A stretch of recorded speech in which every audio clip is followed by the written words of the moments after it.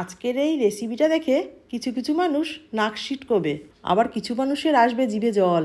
আর আজকের এই রেসিপিটা আমার সেই জিভে জল আনা মানুষগুলোর জন্যই। আর এর জন্য নিয়েছি লাউ পাতা, পেঁয়াজ, রসুন, কাঁচা লঙ্কা আর লোটে শুটকি মাছ। মাছগুলোকে ভালো করে কেটে গরম জল দিয়ে ভাপিয়ে পরিষ্কার জল দিয়ে ধুয়ে নিলাম। কড়াইতে সাদা তেল অথবা সর্ষের তেল দিয়ে তাতে একে একে পেঁয়াজ, রসুন, কাঁচা লঙ্কা আর পরিমাণ মতো লবণ, হলুদ দিলাম। পেঁয়াজ রসুনটা ভাজা হলে তাতে ভাপানো লোটে শুটকি দিয়ে আর একটু কড়া করে ভেজে নিলাম। আহা, যা গন্ধ বেরিয়েছে! পাশের বাড়ির লোক জিজ্ঞেস করছে, কী রান্না করছো? ভাজাটা ঠান্ডা হলে মিক্সিতে পেস্ট করে নিলাম। তারপরে কড়াইতে একটু তেল দিয়ে আর একটু কড়া করে ভেজে নিলাম। আর সাথে দিয়ে দিলাম ঝালের জন্য আর একটু লঙ্কার গুঁড়ো।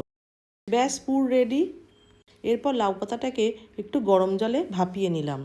আর পকোড়া বানানোর জন্য বেসনে নুন, হলুদ, সাদা তেল আর জল দিয়ে পাতলা পেস্ট বানিয়ে নিলাম। লাউ পাতায় পুরটা ভরে বেসনে চুবিয়ে তেলে কড়া করে ভেজে নিলেই তৈরি মচমচে লাউ পাতার শুটকি পাতুরি। যা দিয়ে এক থালা ভাত অনায়াসেই খাওয়া যায়। শুটকি মাছ অপছন্দকারী মানুষগুলোকে যদি এই রেসিপিটা একবার বানিয়ে খাওয়ানো যায়, গ্যারেন্টি দিয়ে বলতে পারি তারা শুটকি মাছের ফ্যান হতে বাধ্য।